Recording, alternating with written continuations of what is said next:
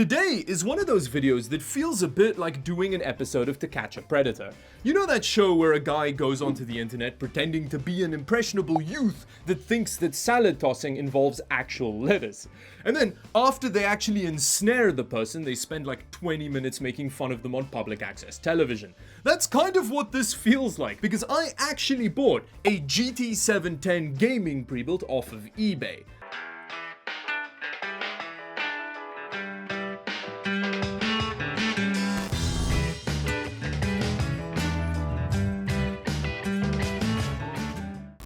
Now, according to the listing, for the bargain price of £360, not only do we get a GT 710 gaming system, but also a whole free set of peripherals. You spoil me. In here, we have the free monitor, along with some peripherals down there as well. This is a mixed brand monitor, so I'm curious to see what we ended up getting. Here we've got a Joel set of e-waste peripherals, but at least they're gaming e-waste peripherals because of the RGB. Here we've got the free gaming headset, which looks like something that came with a Walkman from 1875. There's also a nice old Dell monitor stand in here, so I guess we're getting some Dell Office monitor. Oh, we've also got some sick mouse pads. No way. It actually comes with a VGA cable. That's always promising. The case is a kit G-Force. Wait, is that a parallel port? Ooh, there's gonna be so much peel on this bad boy. Glossy piano black plastic, always classy. Oh. And there she is in all her beauty. On the front, we've actually got a door on the case, which I actually think is a feature that's sorely missed on a lot of modern cases. We've got a DVD drive in the back here with, I think this is a fan hub. That's a not great feeling switch there, but that's fine. And then we've got an SD card slot with what looks like a SIM slot, actually. Further down, we've got some piano black gloss with what looks like very restricted front ventilation, but it's front ventilation, so that's better than nothing. On the top here, we've got an emasculatingly large power button along with a decent front I/O. Although this USB 3 port is most likely not going to be a functioning USB 3 port considering the age of the internals. Around the back, we've got rear I/O that'll make LGR blush, along with a USB Wi-Fi module. And then finally, we have the legendary gaming powerhouse, the GT 710. Opening this PC up, I'm kinda shocked actually. Aside from the obvious hilarious shortcomings, there's a lot good going on here. First off, the cable management is immaculate. Whoever built this PC really knows their way around a cable and took some time and effort to do it properly. It's really good. And then we also have dual channel RAM. In a 360-pound PC, what the hell is going on here? I can't believe that. So regardless of what happens for the rest of the video, this is the best pre-build I've ever seen. Although, hold up, things get much less rosy though when you have a closer look at the components in this system. The CPU under here, I'm not entirely sure what it is, but I think it's a 2nd gen Core i5, so something like a 2400, which is quite an old CPU at this point. The graphics card, as we all know, is a GT 710. This is actually a DDR3 variant of the card, which is kind of like a loser variant of the loser card. Around the back, things aren't looking as impressive, but bear in mind, this does look like a difficult case to build in, and this is by far the best built terrible system that I've ever seen. Ooh, I wonder what power supply we're working with though. We've got a Kit ATV Pro, which is a 500 watt 80 plus bronze rated unit. Now this is a very budget power supply, as you'd expect considering the price point of this system, and there aren't really reviews thoroughly testing this unit online, so I don't know what kind of reliability you'd be getting here. With that, let's have a quick closer look at the peripherals.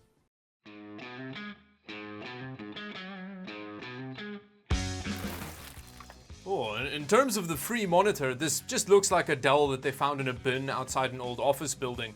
But, I mean, it should have decent image quality because it is an old Dell monitor. Ew, it's so sticky. Ooh, Ooh, this keyboard is A-grade e-waste.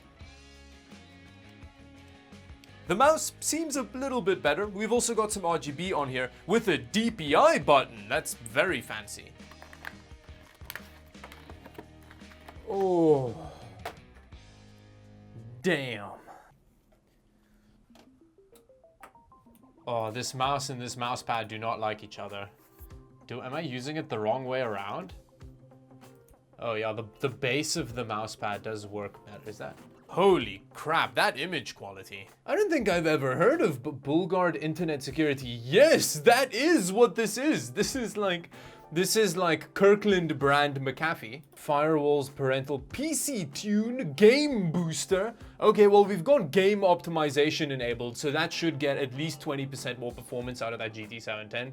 I mean, 20% of nothing is still terrible, but GG Cleaner, G Cleaner. Oh, this is like boomer disk defrag software. Oh, that's exciting. Okay, we've changed it over to 1080p, so that's better now. At least it fills the entire monitor. I don't have access to any of the monitor controls. Let me quickly Google how to unlock an old Dell monitor. Hold it for 15 seconds. Yay, there we go. Okay, so now we should have access to the...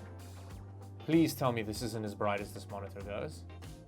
Oh, it's very much not. Okay, it looks way better now. In terms of bloatware, there's not much more than these random pieces of software that they installed on it. It's not great, but it's not like Acer level, you know, so it's not that bad. The other thing that I wanted to check is what hardware we actually have in here, because I'm not sure what CPU this is. Yes, it is indeed an i5-2400 that we have in here, and then we've got 16 gigs of RAM. It's DDR3 1600 megahertz, and it's 2 sticks, so it is actually dual channel, which is awesome.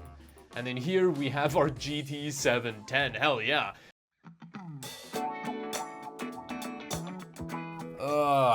Okay, so this is like 45 minutes later or something, and we're finally loading into a game. This PC somehow manages to feel even slower than Chewy did in the last video. Okay, luckily the game load didn't take that long. Now I'm again being very optimistic here with the settings. It's all on the lowest, but we are using 1080p. Ooh, okay, so we're struggling to get 24 frames per second here. Let me just immediately dial it back to 720p. Here at 720p with the lowest settings, looking really fresh on this monitor. If you've never had a gaming system before and you didn't know that video games was a thing before this, yeah, this isn't completely unacceptable, I guess. Here we have CSGO running at 1080p low settings, and it's got that very particular GT 710 input lag thing. If you buy this system for your kid to play CSGO online, they are gonna get pawned all day long. So if you drop the resolution down to 1360 by 768, it helps reduce the input lag quite a lot. It's still there, but it's definitely reduced.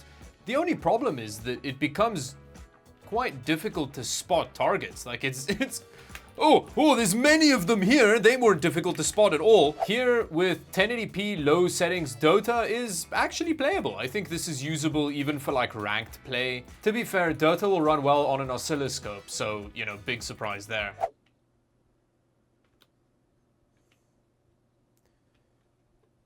Oof. Considering the marketing strategy for this PC, it is imperative that it runs Fortnite well. It's almost like it was engineered in a lab to provide the most terrible experience just shy of being unplayable. I'm actually kind of impressed by how borderline playable it is. It feels like I'm playing with Vaseline rubbed in my eyes. You obviously don't need to see if you're super badass. Oh, it like really hurts my eyes. So if you're a parent looking for cruel and unusual punishment for your kids, buy one of these for them to play Fortnite on and laugh as they irreparably damage their eyes. That'll teach them.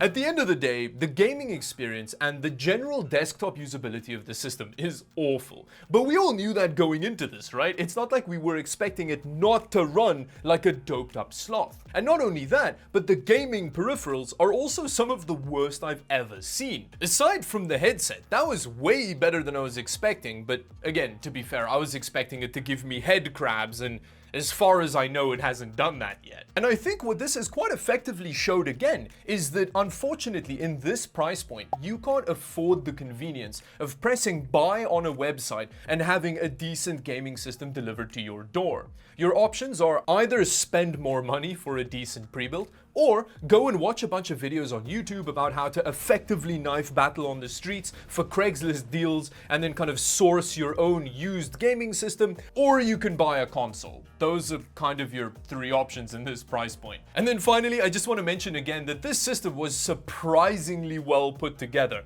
It may be a predatory eBay scam, but it's the most well-constructed predatory eBay scam I've ever seen. I've seen systems that cost 3 times as much with not as much effort put into the build, so yeah, at least it's got that going for it, which is nice. Oh yes, and on a final note, which I very nearly forgot, the motherboard in this PC has a PCI slot, and I was recently able to acquire this PCIe to PCI slot. So let me know in the comment section down below if you want me to do a follow-up video where I jam like a 3080 Ti into the PCI slot on this motherboard.